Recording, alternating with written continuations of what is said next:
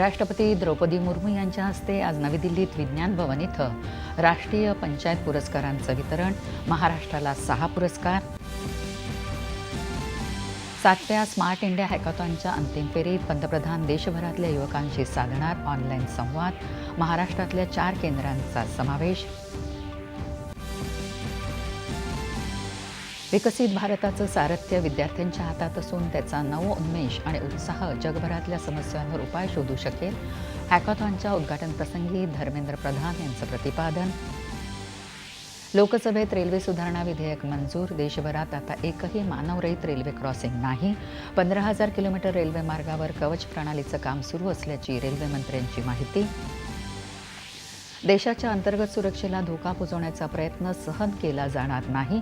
Source प्रकरणी सभागृहात चर्चा करावी. केंद्रीय मंत्री JP नड्डा.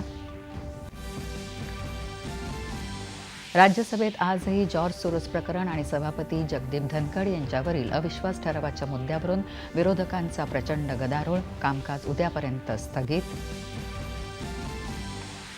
ज्येष्ठ पर्यावरण तज्ज्ञ माधव गाडगीळ यांना संयुक्त राष्ट्रांची पर्यावरण संस्था असलेल्या UNEPचा चॅम्पियन ऑफ अर्थ जीवनगौरव पुरस्कार जाहीर.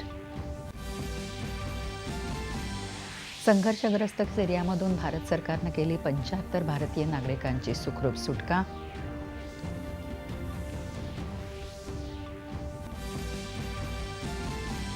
आणि पर्थ इथं सुरू असलेल्या 3ऱ्या महिला क्रिकेट एकदिवसीय सामन्यात ऑस्ट्रेलियाचं भारतासमोर 299 धावांचं आव्हान.